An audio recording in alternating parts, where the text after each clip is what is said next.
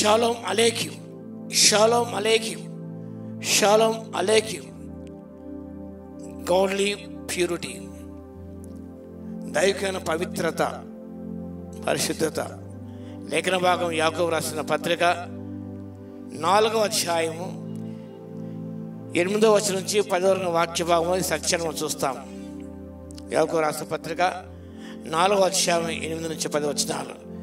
దేవుని యొద్దకు రండి, అప్పుడు మీ యొద్దకు వచ్చును.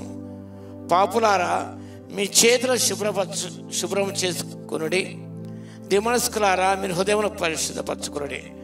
వ్యాకులపడి దుఃఖపడి ఏడుబడి, మీ నవ్వును దుఃఖమునకును మీ ఆనందం చింతకును మార్చుకునుడి. ప్రభు దృష్టికి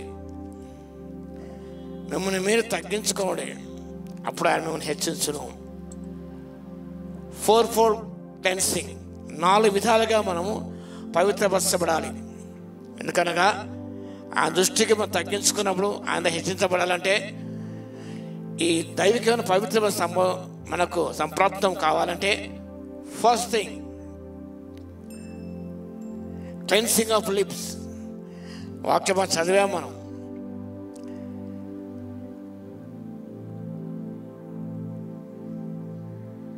మీ చేతులను శుభ్రపరచుకొనుడి,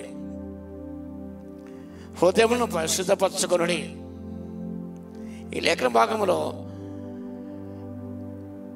మొట్టమొదటిగా మన పెదవులను పరిశుద్ధపరచుకోవాలి. Cleansing of lips. 10వ కాలంలో యాజకులు వారు పరిశుభ్రపరచబడేవారు, తాము శుద్ధి చేసుకునేవారు.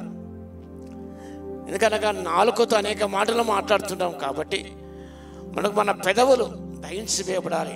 యెషయా 6వ అధ్యాయంలో అగ్ని చేత ఆయన పెదవులు కాల్చబడ్డాయి.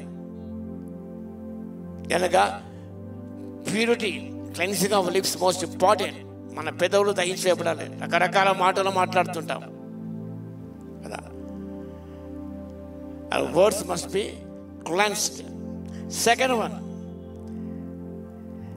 cleansing of hands. ఇక్కడ మీ చేతులు శుభ్రం చేసుకుని పవిత్రమైన చేత ప్రార్థన చేయాలి.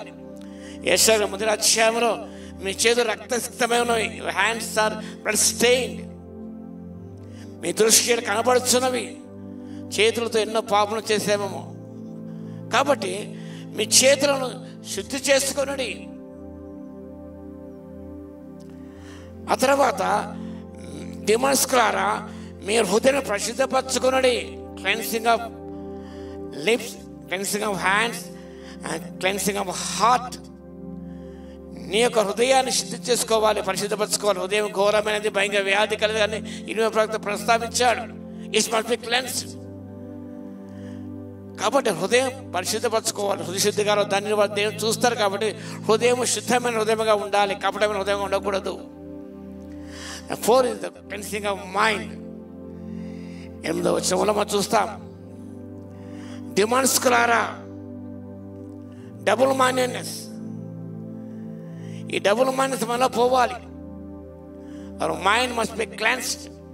Our words, our deeds, our emotions, our thoughts should be purified. క్రైస్తవులు అతి ప్రాముఖ్యమైనవి. మన మాటలు పవిత్రపడాలి. మన క్రియలు, మన హావభావాలు, భావోద్రేకాలు, మన తలంపులు ఇవన్నీ కూడా పవిత్రపరచబడాలి, శుద్ధీకరించబడాలి.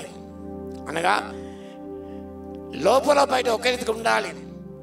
Inward and outward must be clean. అన్న పరిచయలు పల్లెమును మెరపడి శుద్ధం చేసేవారు, కానీ లోపలంతా కూడా కుళ్ళు కృతంతో కూడుకున్నది. Full of greed and self intelligence. మన వాక్య భవనం రాయబడింది. కాబట్టి పరిసరాల ఒక జీవితం అనేది బయటికి మంచిగా ఉన్నది, కానీ లోపల మాత్రం ఆ జీవితం భయంకరమైనది. దురాశతో, సెల్ఫ్ ఇంటెలిజెన్స్తో నిండుకొని ఉన్నది. కాబట్టి బయట లోపల శుభ్రపరచబడాలి. In and out, inward out must be pure. బాహ్య జీవితము, ఆంతరిక జీవితం, ఇది దేవుని దృష్టిలో పరిశుద్ధమైనదిగా ఉండాలంటే ఈ 4 విషయాలు ప్రాముఖ్యమైనవి. Cleansing of lips, cleansing of hands, cleansing of hearts, cleansing of mind. ఈ 4 శుద్ధీకరించబడితే నిజముగా మన జీవితం వెలపట లోపల ఒకే రీతిగా ఉంటుంది. కాబట్టి దీని వాక్యం ప్రక్షాళన చేయబడిన వారమై పరిశుద్ధంగా పవిత్రంగా జీవిస్తూ మనం ముందుకు సాగిపోవడానికి పరిశుద్ధాత్మ దేవుని శక్తి మనకు దయచేయును గాక. ఆమేన్. ప్రార్థన చేద్దాం. మహాగణుడ మహోన్నతుడ యేసయ్య మీకు స్తుతి స్తోత్రాలు నాయన. దైవికమైన పవిత్రత మా జీవితానికి అవసరం తండ్రి. కాబట్టి మా పెదవులను కాల్చండి యేసయ్య, మీకు స్తోత్రాలు. శుద్ధీకరించండి. మా చేతుల రక్తసిక్తమైనవి కాబట్టి శుద్ధీకరించండి యేసయ్య, మీకు స్తోత్రాలు. మా హృదయాన్ని శుద్ధీకరించండి మా తండ్రి. మా యొక్క మనస్సు డబుల్ మైనస్ మాలో ఉన్నది, దాన్ని శుద్ధీకరించడం, అది ఏక మనస్సు కలిగి ప్రభువా మేము జీవించే కృపను ఇవ్వగలందుకు మీకే స్తుతి స్తోత్రాలు చెల్లిస్తున్నాం. ఈ ప్రక్రియ నాలో మాలో అందరూ నిత్యం జరిగిస్తున్నాయినా మీరు మహిమ పొందవలసిగా విజ్ఞాపన చేస్తున్నాం. వాక్యం ప్రతి బిడ్డ దర్శించని మీ స్తోత్రాలు.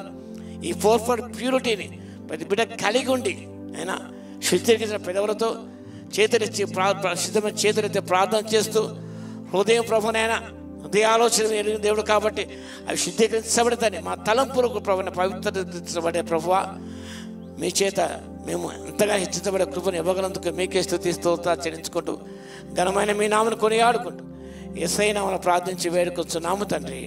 ఆమేన్. మన తండ్రి అయిన దేవుని యొక్క ప్రేమయు మన ప్రభువును రక్షకుడైన యేసుక్రీస్తు యొక్క కృపయు పరిశుద్ధాత్మ యొక్క అన్యోన్య సహవాసం మనందరికీ సదాకాలం తోడై ఉండును గాక. ఆమేన్.